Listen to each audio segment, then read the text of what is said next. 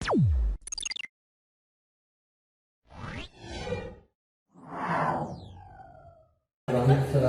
warahmatullahi wabarakatuh. Alhamdulillah wassalatu wassalamu ala Rasulillah la nabiyya ba'da. Rabbi shalli sadri amri wahlul 'uqdatam min lisani yafqahu qawli. Amma ba'd. Yang saya hormati Bapak Kepala SKB Kota Depok Bapak Haji Abdul Muin, Bapak Ketua Pelaksana Raker kita pada hari ini Bapak Khairuddin, dan juga selaku Kepala Pengelola Tata Usaha SKB kita, rekan-rekan Bapak Ibu Pamong, kemudian rekan-rekan mitra kerja saya, Ibu Kepala Sekolah PAUD, Ibu-ibu guru PAUD yang penuh ceria hari ini, dan para rekan kerja kita di kantor, para operator dan staf-stafnya. Alhamdulillah di hari yang berbahagia ini kita diizinkan Allah untuk bermuajah, bersilaturahmi, kemudian berkumpul dalam naungan yang insya Allah kita berharap mendapat rahmat Allah Subhanahu wa Ta'ala. Semoga apa yang kita kerjakan pada saat ini mendapat kemudahan dan kelancaran. Bapak Kepala Pelaksana dan rekan-rekan semua, alhamdulillah saya diberi kesempatan untuk memaparkan sedikit program kerja yang sebetulnya juga saya belum pahami semua, karena hanya baru beberapa bulan saya menjadi pamong belajar, mungkin rekan kerja lain juga. Tapi insya Allah saya mencoba mengamati, mengkaji, membuat satu sistem keadaan tugas saya ini menjadi bersinergi dengan para rekan kerja di bawah, yaitu PAUD Negeri. Yang pertama, apa itu pamong belajar? Yang mungkin dari sebagian juga ada yang belum paham ini. Tugas pamong belajar diantaranya melakukan kegiatan proses belajar mengajar, melakukan pengkajian program dan pengembangan model. Jadi kita diberi tugas utama 3 oleh pemerintah, dalam hal ini Kemendikbud, bahwa kita melakukan kegiatan proses belajar mengajar. Ada yang mengartikan itu sebagai tenaga kerja untuk guru kesetaraan. Pada prinsipnya apa yang dilakukan pamong ini bukan menjadi guru. Kalau hanya sebatas guru, hanya tutor, dia bukan pamong, tapi lebih ke identik pengkajian program dan pengembangan model yang ada pada bidang yang dia pegangnya. Berikutnya, tugas-tugas pamong belajar ini didasari oleh Permen Pan RB nomor 15 tahun 2010 yang lama ini pasal 3 ayat 1 dan pasal 4 ayat 1, yang juga membahas tentang tugas utama dari pamong belajar. Kemudian diperkuat lagi Permen nomor 15 tahun 2012 yang isinya juga akan sama seperti itu, melakukan kegiatan proses belajar mengajar, pengkajian program dan pengembangan model. Berikutnya Bapak Ketua Pelaksana, saya dalam beberapa bulan ini melakukan kegiatan, diantaranya tentang pengkajian program saya, mengawasi tentang proses kegiatan belajar mengajar di PAUD Negeri Terpadu kita. Ini saya melihat bagaimana kegiatan itu dilakukan, baik secara daring karena kita masa dalam pandemi ini, maupun home visit. Ada beberapa nanti lampiran foto kegiatan yang saya buat di bagian bawah. Belum, maaf. Kemudian berikutnya kita memadukan pengkajian program ini di silabusnya, kurikulumnya, untuk dibuat rancangan-rancangan RPP, RPM, RPPM, RPPH yang akan dijadikan satu asas landasan guru itu mengajar.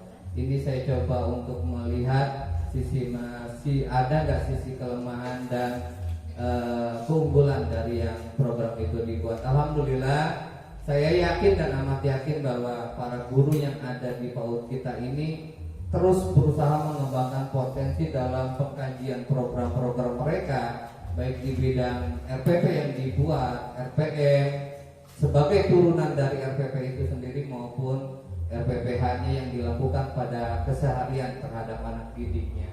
Kemudian kita juga melakukan satu kajian dari pembuatan Promes dan Prota. Prota adalah program tahunan mereka, kemudian Promes turunan dari tahunan itu yang akan turun lagi kepada pembuatan RPP, RPPM dan RPPH. Kemudian saya juga melihat tentang bagaimana kurikulum PAUD yang dilaksanakan pada saat ini dengan kalender pendidikan apa sudah sesuai atau belum, karena memang masa yang seperti keadaan sekarang ini sehingga kegiatan KBM yang tatap muka yang sering bisa kita berpotensi lebih baik tergantikan dengan masa pandemi dengan COVID, sehingganya semua sistem pembelajarannya yang kurang begitu efektif dan banyak kendala yang terjadi, entah itu dari orang tua murid yang pada masa belajar anak masih tidur orang tuanya atau anaknya masih tidur. Ini keluhan guru nih yang ada. Jadi proses yang berjalan pada saat pembuatan atau pengkajian penyampaian program itu tidak secara efektif bisa dilakukan 100%-nya. Kemudian saya juga untuk berupaya merancang satu manajemen PAUD yang tadi sudah dijelaskan sedikitnya profilnya oleh Ibu Kepala Sekolah PAUD kita, dan nanti ada lampiran juga di bawahnya bagaimana program itu nanti yang akan kita kolaborasikan kepada tahap pengembangan PAUD ke depannya.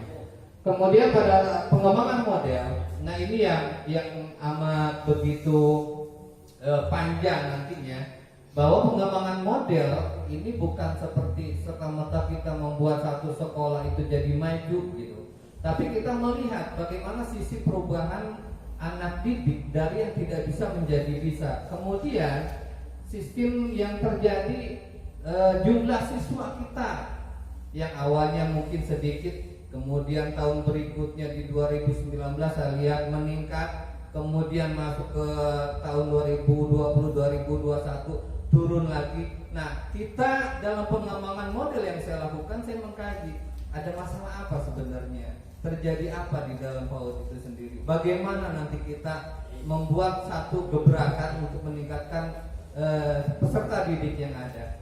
Oleh karena itu saya berusaha dengan gerilya, mungkin kalau menurut saya, mencoba mencari tahu dari orang tua murid yang ada, keinginan mereka bagaimana tentang PAUD, mencoba juga bicara dengan guru-guru PAUD bagaimana sih kita menjalankan proses KBM ini, kemudian dengan kepala sekolah, dengan komite sekolah, sehingganya dari beberapa informasi yang saya dapatkan beberapa bulan dan saat ini, saya mencoba untuk membuat satu konsep nantinya ke depannya setelah mungkin pembelajaran yang lebih efektif di kegiatan KBM biasa dengan siklus kita yang lebih baik, sehingga kita juga bisa mengembangkan promosi bagaimana PAUD kita ke depan yang lebih bagus lagi.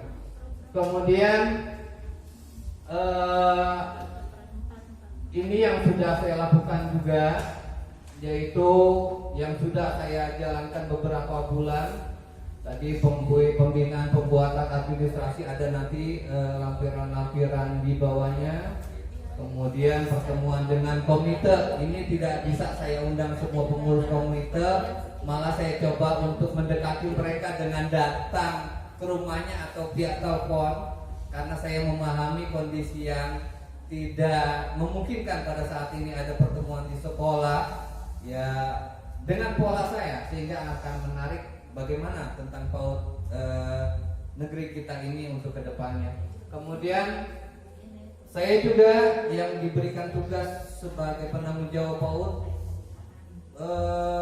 berupaya menimbulkan satu tanggung jawab diri untuk mengawasi. Alhamdulillah PAUD kita mendapat sumbangan yang cukup besar, pembangunan renovasi gedung yang cukup besar. Saya coba untuk masuk ke dalamnya dan mengawasi pembangunan itu. Dan juga pada saat berjalannya pembangunan tidak semuanya mulus, karena memang kita harus menghadapi berbagai macam kendala di lapangan di bawah. Alhamdulillah pelan sudah kita temukan titik temunya dan berjalan kemudian sampai saat ini dengan lancar pembangunan itu. Kalau tidak salah sudah di lantai 2 itu udah naik semua badan dari yang kemarin kita survei. Kemudian yang saya juga kerjakan pembuatan laporan pengumpulan administrasi KBM dan bagaimana solusi kelemahannya terhadap guru-guru PAUD yang sudah ada. Kemudian, nah ini profil PAUD yang tadi Ibu Kepala Sekolah sudah jelaskan tentang manajemen, sebetulnya manajemen profil PAUD negeri kita, baik tentang misinya, visinya dia, lanjut, kemudian tujuan PAUD, strateginya, bagaimana dasar sekolah kita didirikan, dan juga jumlah murid, jumlah siswa, kemudian keberadaan guru. Semua ini kami rangkum dalam manajemen PAUD, ya, dalam artian bahwa kita punya satu profil pendataan yang bagus tentang keberadaan sekolah kita ini. Lanjut Bang. Nah ini program kerjanya di naik.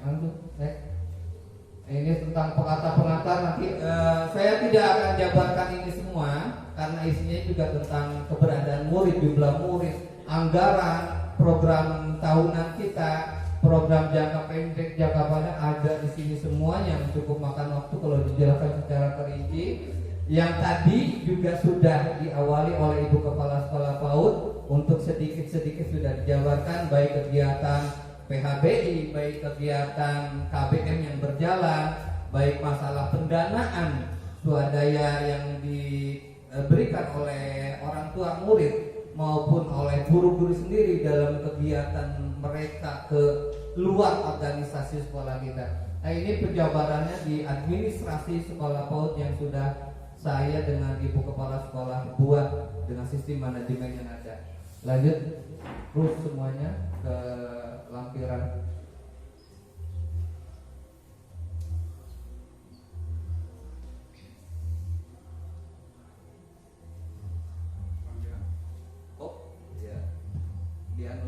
Nah ini pertama tadi tentang lampiran.